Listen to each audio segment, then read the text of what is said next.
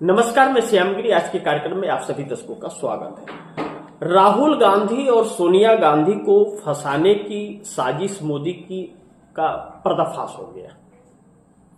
जो राहुल गांधी और सोनिया गांधी को सरकार फंसाना चाहती थी नेशनल हेराल्ड केस के अंदर, उसका पर्दाफाश खुले रूप से हो गया, क्योंकि पीएमएलए कोर्ट ने उस ईडी के चार्जशीट को रद्दी के टोकरी में फेंक दिया, खारिज कर दिया केस को। इसको लेकर के कांग्रेस ने जो बातें कही वो आप दर्शकों को जानना चाहिए। कांग्रेस ने कहा सत्य की जीत हुई है। मोदी सरकार की बदनीयत और गैरकानूनी तरीके से की गई कार्रवाई पूरी तरह से बेनकाब हो गई है।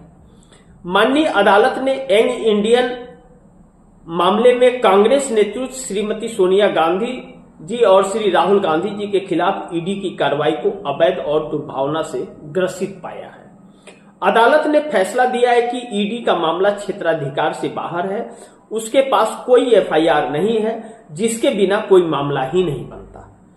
मोदी सरकार द्वारा पिछले एक दशक से मुख्य विपक्षी दल के खिलाफ राजनीतिक प्रतिशोध और बदले की भावना से की जा रही यह कार्रवाई आज पूरे देश के सामने बेनकाब हो गई है। मनी लॉन्ड्रिंग का कोई मामला नहीं, अपराध का कोई आय नहीं और अपराध की कोई आय नहीं और संपत्ति का कोई हस्तांतरण नहीं। यह सभी निराधार आरोप जो निम्न स्तरीय राजनीति देश की भावना और सम्मान पर हमला करने की भावना से प्रेरित है, आज सब धराशायी हो गया। कांग्रेस पार्टी और हमारा नेतृत्व सत्य के लिए और हर भारतीय के अधिकारों के लिए लड़ने के लिए प्रतिबद्ध है। हमें कोई भी डरा नहीं सकता, क्योंकि हम सत्य के लिए लड़ते हैं। सत्यमेव जयते। यह कांग्रेस ने यह जारी किया है पोस्टर, बकायदे पूरे डाटा को लिख करके। अब दर्शकों ने यह देख लिया। अब राहुल गांधी से क्यों इतना द्वेष है नरेंद्र मोदी और अमित शाह को? क्यों ईडी, सीबीआई और प्रशासनिक व्यवस्थाओं को उनके पीछे छोड़ दिया गया है? हकीकत क्या है आप दर्शकों को जानना जरूरी है कि मोदी ने क्या कहा था, याद कीजिए जरा पीछे जाकर। मोदी ने कहा था कांग्रेस मुक्त देश बनाऊंगा। तो कांग्रेस मुक्त तो नहीं बना देश, लेकिन कांग्रेस युक्त भाजपा जरूर बन गई। अब नरेंद्र मोदी की लोकप्रियता लगातार घट रही है। नरेंद्र मोदी की लोकप्रियता लगातार घट रही है, लेकिन राहुल गांधी की लोकप्रियता लगातार बढ़ रही है। और रामलीला मैदान में आप दर्शकों ने देखा होगा, हो सकता है आप दर्शकों में से कुछ लोग गए भी होंगे। अब इस बात को लेकर के नरेंद्र मोदी बड़ी संकटों में आ गए हैं।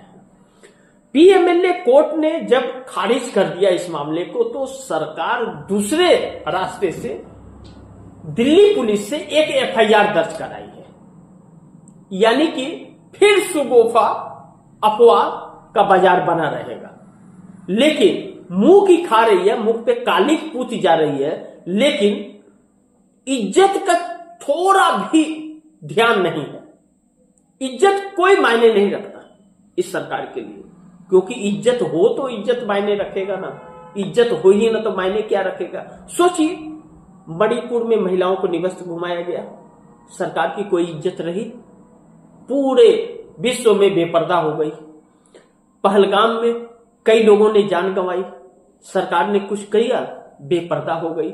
ऑपरेशन सिंदूर चलाया, कुछ हल निकला, बेपर्दा हो गई, अमेरिका को इंटरफेयर करना पड़ा। दिल्ली लाल किला कुछ हुआ, सरकार बेपर्दा हो गई, मुंह की खानी पड़ी। जिस तरह से एसआईआर पर सरकार ने चर्चा किया, वोट चोरी पर बुरी तरह से फंस गई। वंदे मातरम पर चर्चा करा करके पश्चिम बंगाल में चुनाव जीतना चाहती थी, मुंह की हो गई। प्रधानमंत्री नाम भी शब्द भी नहीं बोल पा रहे थे, अटपटा रहे थे। बोल रहे कि जिस प्रधानमंत्री को नाम लेना नहीं आता है वह चर्चा करवा रहा है और वह उसका विस्तारण कर रहा है। कितने आपको उम्मीद प्रधानमंत्री से होती है देश की, लेकिन इस देश के प्रधानमंत्री पहला प्रधानमंत्री कोई है जिससे नाउम्मीद है देश की जनता। कोई उम्मीद ही नहीं है, बल्कि भगवान से हर दिन प्रार्थना करती है, बल्कि अपने घर के लिए उतना प्रार्थना नहीं करता होगा कोई जितना इस देश के प्रधानमंत्री की सत्ता चली जाए इसके लिए प्रार्थना करता है। यह भी विश्व में पहली बार ऐसा किसी को लेकर के हो रहा है। तानाशाही देश है, लेकिन वहां भी ऐसा नहीं होता होगा जितना इनको लेकर के हो रहा है, क्योंकि इस वक्त की जो सरकार है वह सिर्फ अपना और अपने उद्योगपतियों का ध्यान रखती है, देश की जनता का नहीं। देश की जनता को लूटने का काम करती है। ऐसे में राहुल गांधी और सोनिया गांधी को जेल भेजने का और फंसाने का जो साजिश था ना, वो पर्दाफाश हो गया। बेपर्दा हो गई सरकार, सरकार के नकाब उतर गए। अब मुंह दिखाने लायक तो बचे नहीं, तो एक FIR करवा दी दिल्ली पुलिस ने। अब दिल्ली पुलिस कौन सा तीर मारेगी आने वाले वक्त में यह भी पता चलेगा। तो इसी के साथ आप दर्शकों से इजाजत चाहूंगा, अगली खबर के साथ फिर हाजिर होऊंगा। लेकिन आप दर्शकों की क्या राय है, क्या सुझाव है, कमेंट बॉक्स में जरूर दीजिएगा। इस खबर को ज्यादा से ज्यादा शेयर कीजिए, अपने दोस्तों को भी कहिए आगे शेयर करें। आपने अगर चैनल को सब्सक्राइब नहीं किया सब्सक्राइब कर लीजिए, अपने दोस्तों को भी कहिएगा चैनल को सब्सक्राइब करें। मिलते हैं अगली खबर के साथ, तब तक के लिए नमस्कार।